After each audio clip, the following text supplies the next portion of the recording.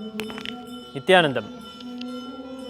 So we wanted to speak today about the seva done to the Achalamurti. Today we wanted to introduce many things that give you an understanding about what is a deity, a general understanding of how Hinduism talks about and gives the temple lifestyle, and Swamiji's teachings about it, how you can have the deity in your life, how you can worship the deity in your life, and how offering the sevas to the deities that have been consecrated in temples is something that every Hindu must engage in and is something that everybody has to participate in, as it is a very big functioning part of a Hindu lifestyle.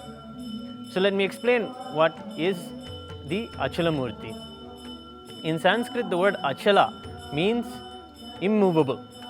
So the deity is immovable, as it is made of anything, and anything can be a deity in Hinduism. It can be a river, which actually moves, but it is also a murti. It can be a tree, it can be a mountain, and it can be something that is an image sculpted of a god in Hinduism. Anything, almost anything can be a deity. Actually, a beautiful story that I can explain how Hinduism is so looks forward to being able to see everything as sacred. It comes from the time the British were there in India. When they were in India, they would set up kilometer posts every 1 kilometer when they made roads. So when they made these roads, they would set up a kilometer post that would look like a stone, and they'd paint the stone and keep it every 1 kilometer. The Hindus in this area where the roads were coming through would discover these stones and worship them as Shivalingas. And you would see that temples will develop around every 1 kilometer, because every 1 kilometer you will have a kilometer post and you will have a Shivalinga that people will worship. Such is the eyesight of a Hindu who sees everything as sacred. Anything and everything has a possibility of becoming auspicious. And this is a very rich lifestyle. Hence the Hindu tradition is very rich and literally having so much wealth. And so much of its wealth is put into the temples. The temple is the center of the whole community. From the temple, people find the food. From the temple, people find the entertainment. From the temple, people find the entrainment. From the temple, people find everything they need for their lives. The temple is the hub, the temple is the source. And it starts around there. Hence the story tells that every 1 kilometer, you will not just find the temple, you will find a village, because the village was propagated around the temple. And that is how Hinduism has a surety to continue, because as long as we can continue to keep seeing things as sacred. Why is this ability to see things as sacred? Why is it so important? Because it gives a beautiful rejuvenating aspect to your everyday life. You know, whenever you buy a new car or whenever you buy something new, you want to keep it new, fresh, without any scratch, without any blemish, as long as possible. As long as it is kept in that, maintained in that tradition, you hold a certain space to it, that it is sacred. For example, if you get the new iPhone X, you will want to keep it as neat, as virus-free, as junk-free as possible, continuously cleaning it, continuously maintaining it. That feeling is actually something that we look forward to, that we want to keep and maintain. The maintenance, or the care for the new things is there as a part of our nature. But that is added as a sentiment in your life. Whatever new thing you get, you carry a sentiment towards it. It's important to you, so you carry a particular sentiment. But what we explore in Hinduism is something called the sacred sentiment. Means ability to see a thing as something that is sacred. Means it adds the understanding to you that you are in oneness with it. In our rituals, we always make the floor declarations, and one of the floor declarations speak of your oneness with the deity, and your declaration of that oneness and that understanding that you are in oneness with that deity. So when we worship with the sacred sentiments. The sacred sentiments are of so many varieties. Hence you have so many deities in Hinduism and so many different ways of worshipping in Hinduism that it is so uncountable, because everybody had their own sacred sentiment and wanted to express it in the form of a deity or worship or a realization or a revelation of a pure, beautiful experience of oneness. So they wanted to share that with the world, hence they created a temple or created a method for you to have it. Here we have we don't have it created, but we have it handed over to us. Sadashiva himself in the Agamas, the Kamika Agama and the other Agamas, has revealed in the scriptures different ways of worshipping the deities and maintaining the sanctity of the space of the sacredness of that deity. What do I mean by that? Because once you know that and recognize the sacredness of it, you will maintain it in a sanctified setting, in a sanctified way. It holds a special space for you. Many of us benefit from such a space. It is also shown in many scientific studies that if you spend an hour a day in your life just living in love, you will live longer. You will live a longer and happier life. And this is true for every one of us. We always want to be happy. We always want to have beautiful cognitions about life and have to always have that. One of the methods, especially when it comes to Hinduism, is the ability to worship.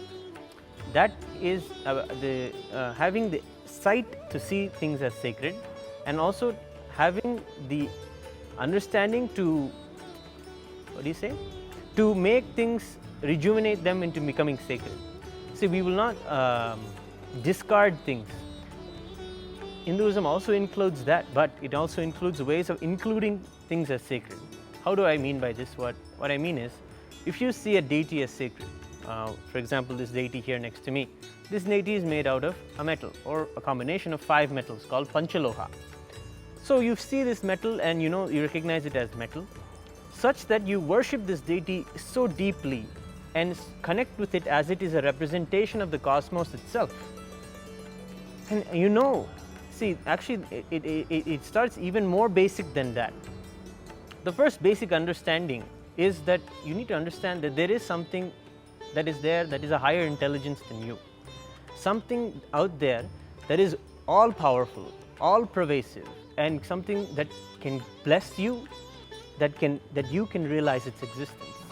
That is the cosmic energy itself. So the first declaration that we make in our rituals, and the understanding that somebody should have, is that cosmic energy exists and it's real. The more you worship, the more you feel its reality in your life. This is true to many of us who connect with deities, and all the stories tell us that as we keep on becoming sensitive to the existence of the deity, we see the cosmos manifesting in our lives, literally see whatever we hunt manifests in our lives. Whatever we hold in our space manifests in our lives. So that's the second declaration that we make, that is that whatever we are worshipping is a representation and embodiment of that cosmic energy. So it is not just that the all-pervasive consciousness that is there in everything, that is everything. That consciousness also exists inside this deity, and I recognize that it is there and I worship it. That is what we call a Chinmaya Vigraha, or a worshipable a deity or an object that can hold the cosmic energy itself. That is a Chinmaya Vigraha. So the declaration is to understand, internally process and cognize that the deity is a representation and embodiment. Not only does it represent the cosmos, but through it I can worship. And hence we make the third declaration. That is that whatever I offer to this deity will reach the cosmic source of energy directly. That whatever I offer will reach the cosmos. So it comes to the statement, the highest statements that are made is that we are a Kalpataru. We are the wish-fulfilling tree. What we cherish manifests in our lives. A deity is a concentrated representation of cosmos. So when we hold whatever intention inside our space in front of the deity and offer our worship to it and ask it in a prayer or ask it in a powerful context as well, you can see that the deity manifests in your life. It manifests whatever it is that you hold inside you. So that is why they always say whenever you go to the temple, to always hold the positive thoughts, to always hold the thoughts that will be self-assuring and giving you the best. That's why temple is a space of not just sanctity in the outer space, but sanctity not just in ritual, but sanctity also in the thoughts, in the manas, in the inner space as well. That's the third declaration. The fourth declaration is of the Upanishads. This is greatest shastras spoken by the rishis in Hinduism, and the fourth declaration declares Sohamasmi. that in this understanding we are not just working at a dvaitic or a dualistic understanding of the cosmos, that I am separate and the cosmic energy is separate. We are also understanding that the ultimate goal is to realize that oneness. So that oneness is the goal and that oneness is the way that we want to be. That's why in our Sadguru Vandanam itself we chant Tattvamasyadi Laksham, the one who helps us realize we are Him, that is Swamiji. That's why we chant in the mantra that we chant to invoke Swamiji's presence. So we chant Tattvamasyadi Laksham, and in that we declare that we are seeking that oneness experience and that is our reality. We're not just seeking it, we want to understand that it is our reality. So we declare Sohamasmi. And the fourth declaration before we do our rituals is that even when I worship, I don't want to end up in a duality at the end. I want to end up in a oneness. So you say, even when I worship, I am Him.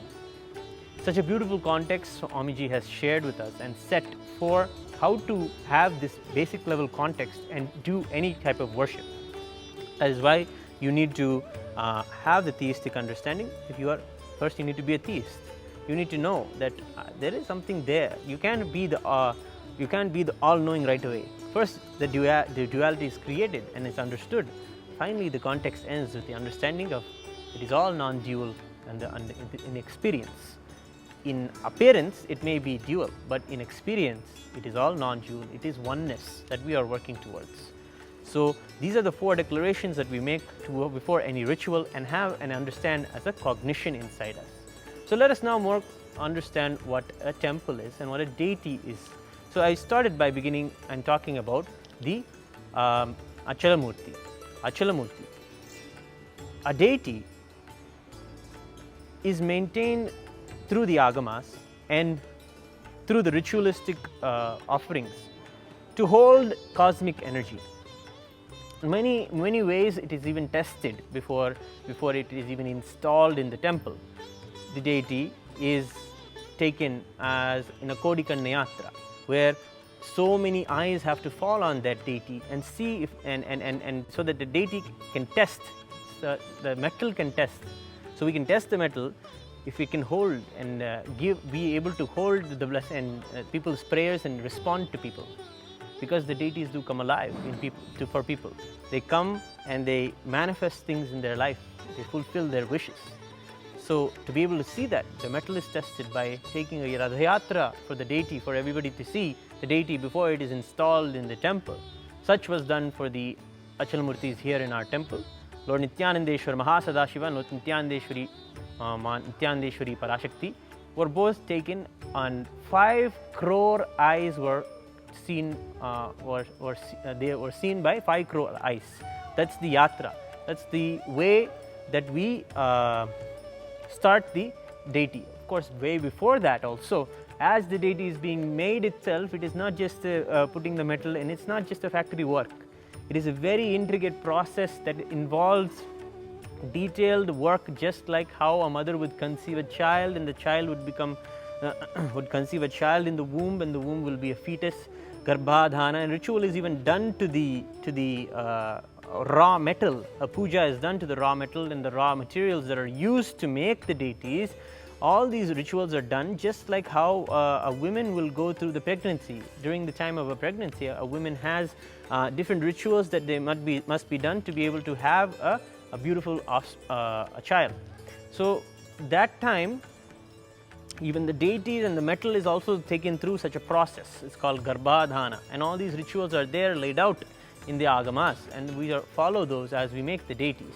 So the same way, the Nityanandeshwar and Nityanandeshwari in our temple have gone through that process. They have such a beautiful background story. So who do I mean by Nityanandeshwar and Nityanandeshwari? They are the deities also here sitting next to each other. This is Lord Shiva. Lord Shiva, Sadashiva, Mahasadashiva. He is known by many names, but in our temple we call him as Nityanandeshwara. Nityanandeshwara, why? Because he is the Ishvara or Shiva worshipped by Nityananda. He is the Shiva that is worshipped by Swamiji himself. Hence the name Nityanandeshwara is given. It's such a beautiful opportunity we have to be with an avatar who worships deities, and who we have the pleasure of also seeing worship the deities. all that we speak and learn and all that I'm sharing with you is directly what Swamiji says about how the deity is, how the deity is created, and how to connect with the deity. So Shiva is primordial guru. He is the original source of the cosmos itself. Mahasadashiva is the name of the cosmos itself. That manifests in 5 actions: the creation, destruction, and creation and maintenance and destruction. But 2 more aspects are there that are looked into in Hinduism, that is to put into delusion and to liberate. These actions are very much a part of the cosmos itself that we, especially in Hinduism, keep as a cognition for when we cognize the cosmos. So Mahasadashiva manifests in the form of Shiva or Mahadeva or Sadashiva. These are the different names of the different incarnations of Shiva. Here, the Murti that is here next to me is known as the Pradosha Murti, a Murti that is beautifully sits on the Vrishabhavahana or the Nandi. As everybody knows, the bull is the vehicle of Shiva. So much story is there, so much background is there to talk about Shiva that we can go on and explain about. But so the understanding that Shiva is an expression of cosmos that liberates in just its remembrance. As they say in the Arunachala Puranam, the story of the great mountain that is Shiva, that is Arunachala, they say that just in remembering it, we can get liberated. So from being manifest, Shiva being manifest as a mountain, as a deity that can just in just remembering it, you can be liberated, to the Shiva that is the Asatosha, that is very easily pleased. If you just offer a bilva leaf, he is happy and he'll grant anything you wish. These are the different ways people worship Shiva, and these are the different ways that Shiva is connected with. Shiva is also the god that teaches us about the spirituality. The spiritual core of all Hinduism you can understand is from Shiva himself. Whether it is to sit and to do dharana, to do dhyana, or to be in the high states of samadhi, all these are origined from Shiva himself, and he has taught all these from the in the scriptures known as agamas and also known as tantras. All these are available, and many people have explored them, made temples about them, and celebrated Shiva as happening in their lives, and beautifully had the darshan of Shiva himself. In South India, he has given darshan in so many places, in so many different stories. As Nataraja in Chidambaram, as Arunachaleshwara, the column of light in Arunachal, in Tiruvannamalai, in the birth town of our Swamiji. There he has come as a pillar of light, as a mountain itself, as a magnificent mountain. And in Chidambaram he came and danced. In Madurai he came as a beautiful groom to Meenakshi, and came as the the son-in-law for the town, and everybody connected with him in a beautiful way as he came in a very graceful form, and that form is known as Sundareshwara. And all these different manifestations of Shiva happened in our lives in Hinduism, and it is a real history for us. Temples are there to celebrate those happenings, and scriptures are there to connect with the Shiva that is there consecrated in the temples. So coming back to this Murti, we have here Sadashiva sitting here, and along with Shakti, Adi Shakti, Parashakti. She represents his Ardhangini, his other half. Always Shiva is there with Parashakti. They are both sitting on the Nandi, the Vrishabhavahana, and here we have Swamiji's Murti, as Swamiji is our avatar. He is our beloved deity whose cosmos manifest for us to worship. So he is here as Mahasadashiva also, and we worship him in form. A beautiful thing that when it comes to worship is to understand that Swamiji teaches that whenever we are, in the body or have the form, we should worship the form. Because we are very gross, you understand. When it comes to rituals, we worship even the food that we offer to the deity. Food is worshipped, energized, sanctified, and worshipped as Shiva and offered to Shiva. When you do any worship, you are first not cognize that you are less than Shiva, you first to cognize that you are in oneness with Shiva, you are literally Shiva's form, and then you are going to offer the worship. Such is the depth of the worship, is that it infuses oneness with every aspect of life in a very gross way. We are in the form, we eat food, we have, what do you call, do we have to bathe ourselves, we have to cleanse ourselves, we have to dress ourselves, we have to clean our clothes. So many aspects are there to us as humans living in form. Those are gross aspects that also, when applied and sanctified and kept as a sacred sentiment in a temple and kept as a sacred sentiment for a deity, it is taking what we are as a form and knowing that divine also exists in the form and worshipping it. It doesn't take us away from being able to have a beautiful experience about ourselves, but it sanctifies every aspect of our life. Hence, everything becomes a sacred sentiment. So many people have different sacred sentiments. Many people who are new to the traditions have some sacred sentiments that they carry over from their tradition or from their previous births or from their previous life before joining or coming to Hinduism. Those sacred sentiments can be celebrated because, of course, Hinduism does connect with many different sacred sentiments. But when it comes to the specific agamas, those are like you can say, a prescribed set of sacred sentiments where Shiva himself gives you a set of understandings that you can have and a set of things that you can hold as sacred, particular mantras, particular items, and particular ways of connecting. So Shiva gives this prescribed set and gives it for us to implement and create temples and worship them. So the deity is made here out of Panchaloha. The deity that is there in the temple is Nityanandeshwara, Nityanandeshwari. And we have the Swayambhu Linga, Swayambhu Nityanandeshwara. Swayambhu means self-manifest. It has been given by the Prakriti, has been given by existence itself to be worshipped, to be something that is going to be there as a something that we will worship for the benefit of ourselves, and is given by existence for the benefit of the mankind to go worship and to offer. So today we have given an introduction where we've talked about the context of how we connect with cosmic energy, how we worship cosmic energy, how worshipping cosmic energy is done through deities, and how we are always seeking that oneness experience and in reality declaring that oneness with the deities is the context of how and why we do rituals in our Sangha and Hinduism itself. We understood about the deities, we learned a little bit about Shiva, we learned a little bit about how Nityanandeshwara and Nityanandeshwari are here in the temple. And here we have, of course, the Swayambhu Nityanandeshwara, who is an all-powerful manifestation of Mahasadashiva that everybody can connect with from anywhere in the world, because he is here at the center of the cosmos itself. That is the Kalparuksha, that is literally the middle of everything. That the Kalparuksha is the wish-fulfilling banyan tree that gives so much of healing and so much of wishes that are continuously fulfilled by it.